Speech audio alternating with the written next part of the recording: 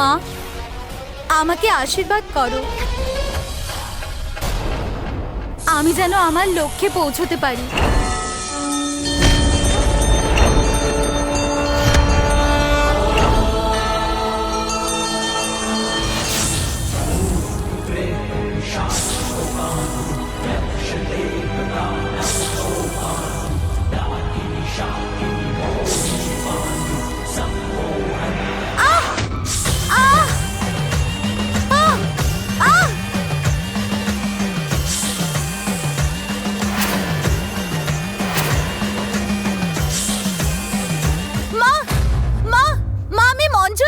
ইচ্ছাধারী নাগিন, এটা তুমি কি করছো?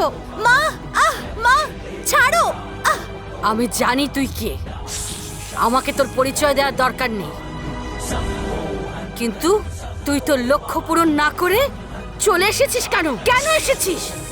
কেন? তোর মতো পরাজিত নাগিনীর আমার মন্দিরে স্থান নেই। তুই ভাবলি কি করে যে আমি তোকে ক্ষমা করে দেব? কি করে ভাবলি? মা, প্রতিশোধ নেওয়ার জন্য একটা উপায় ভেবেছি। ওই পরিবারের সাথে থেকে আমি লক্ষ্য পূরণ করব।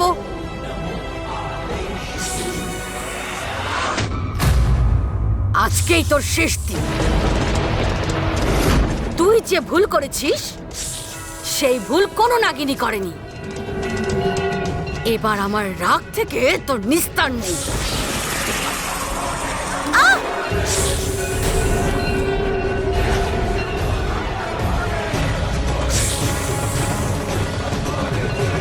মা, আমি নাগেশকে বিয়ে করার জন্য সিদ্ধান্ত নিয়েছি।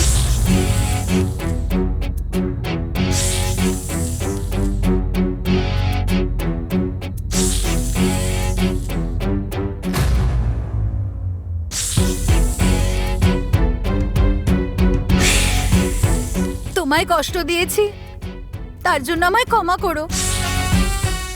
আজকে আমি তোমায় আমার সব পরিকল্পনার বিষয়ে তোমায় জানাতে এসেছি। আমার সব পরিকল্পনা সফল হওয়ার জন্য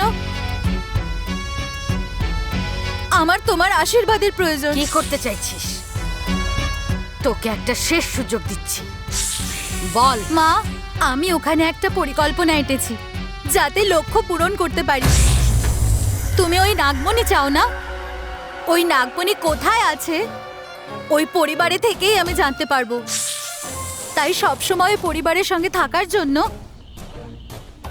আমি নাগেশকে বিয়ে করার সিদ্ধান্ত নিয়েছি।